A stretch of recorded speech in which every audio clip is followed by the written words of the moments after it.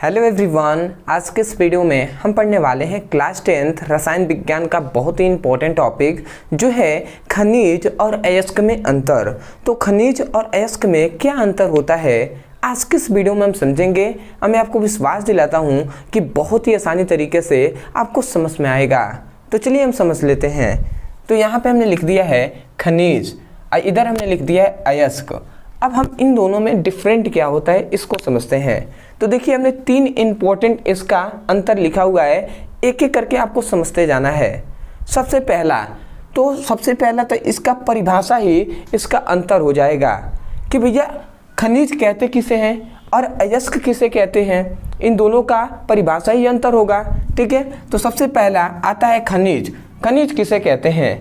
तो यहाँ पे लिखा गया है कि पृथ्वी में प्राकृतिक रूप से पाए जाने वाले सभी तत्वों को खनिज कहते हैं।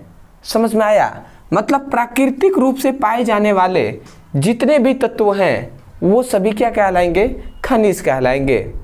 अब आता है भैया कि अयस्क किसे कहते हैं। तो ध्यान से समझेंगे कि खनिजों से धातुओं को आसानी एवं कम खर्च में प्रदान करना ही क्या कहलाता है? अयस्क कहलाता है।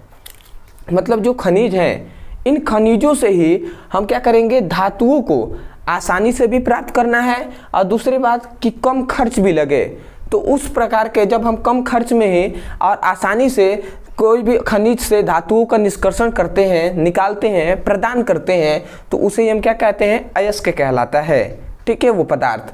तो आशा करते हैं आप समझ गए होंगे कि खनिजों से धातुओं को आसानी एवं कम खर्च में प्रदान करना ही अयस्क कहलाता है। ठीक है, तो पहला आपको अंतर समझ में आ गया होगा। तो आपको पहला परिभाषा ही इसका अंतर लिखना है। दूसरा, सभी खनिज से धातुओं का निष्कर्षण नहीं होता है। मतलब इसका मतलब समझ रहे हैं? हमने लिखा है सभी खनिजों से धातुओं का निष्कर्षण नहीं होता है। मतलब जितने भी खनिज हैं उन सभी से हमें धातु प्राप्त नहीं हो सकते। ठीक है, जितने भी बहुत सारे भैया खनिज हैं तो खनिजों से हम धातुओं को प्राप्त नहीं कर सकते। जैसे कि ग्रेफाइट जो शीशा है, ठीक है, क्या हम उससे हम धातु प्राप्त कर सकते हैं? तो ऐसा बिल्कुल नहीं है। ठीक है, तो इसलिए यहाँ पे कहा गया है कि सभी खनिज से धातुओं का निष्कर्षण नहीं होता है। परंतु याद रखेंगे सभी अयस्कों से धातुओं का निष्कर्षण होता है। ये आप अयस्क में लिख लेंगे कि सभी अयस्कों से धातुओं का निष्कर्षण होता है, क्योंकि हमने परिभाषा में ही जाना है कि खनिजों से धातुओं को ही तो आसानी से हम प्राप्त करते हैं ना, धातुओं से ही प्राप्त करते हैं। तो इसका मतलब जो अयस्क है वो धातु ही तो है। तो धातुओं को क्या यहाँ पे लिखा गया है? सभी अयस्कों से धातुओं का निष्कर्षण होता है। इसका मतलब ये हुआ कि हमने जाना कि खनिजों से धातुओं को ही तो हम निकाल रहे हैं ना, कम खर्च लगे और आसानी से निकल जाए। वो सभी धातुओं क्या कहलाएंगे? क्या कहलाएंगे? अयस्क कहलाएंगे। तो यहाँ पे यही कहा जा रहा है कि सभी अयस्कों से धातुओं का निष्कर्षण होता है। बिल्कुल होता है भैया, तो ये आप समझ गए होंगे। अगला आता है तीसरा, सभी खनिज अयस्क नहीं होते हैं।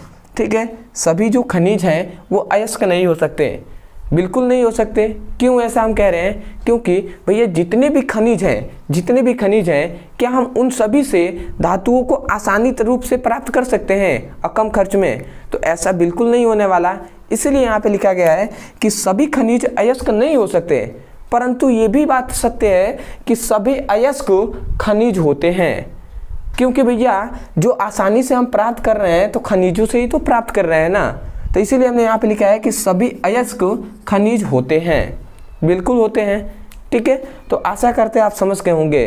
इन दोनों के एग्जाम्पल से आपको अच्छे समझ में आएगा। तो आप इसका एग्जाम्पल याद रखेंगे।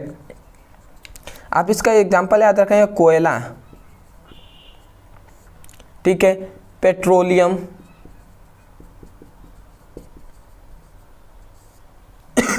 अभ्रक खांसी हो गया थोड़ा सा, ठीक है, ग्रेफाइट। ठीक है, ये 4 एग्जाम्पल आपको याद रखना है। इसमें आपको याद रखना है एग्जाम्पल में जो है अयस्क का एग्जाम्पल, इसमें आपको याद रखना है प्लेटिनम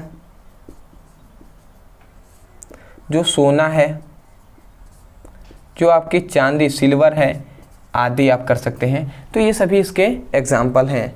तो आशा करते हैं कि खनिज और अयस्क में जो डिफरेंट है, जो अंतर है, ये आपको अच्छे से समझ में आ गया होगा। तो मैं यही कहूँगा, यदि आपको समझ में आया है तो चैनल से ज़रूर जुड़े रहिएगा, क्योंकि आगे आपकी बोर्ड एग्जाम की तैयारी बहुत ही अच्छे तरीके से यहाँ पे कराई जाएगी और जितने भी इंपॉर्टेंट क्वेश्चन होंगे वो सब हम आपको रेगुलर कराते रहेंगे, और जिससे आपको और भी अच्छे तरीके से आपको अच्छे नंबर से आप पास हो सकें। ठीक है। दूसरी बात, यदि आप भी क्लास 10th का फिजिक्स, केमिस्ट्री और बायोलॉजी का चैप्टर वाइज सीक्वेंस में एक एक करके वीडियो को पढ़ना चाहते हैं तो आप नीचे दिए गए नंबर पर व्हाट्सएप करके मैसेज द्वारा आप लिंक प्राप्त कर सकते हैं, या डिस्क्रिप्शन में लिंक दिया गया है उस पर भी क्लिक करके वहाँ से भी उसकी पढ़ाई कर सकते हैं। तो आशा करते हैं आप समझ गए होंगे। तो चलिए दोस्तों, आज के लिए इतना ही। मिलते हैं एक बेहतरीन टॉपिक के साथ, तब तक के लिए धन्यवाद। जय हिंद, जय भारत।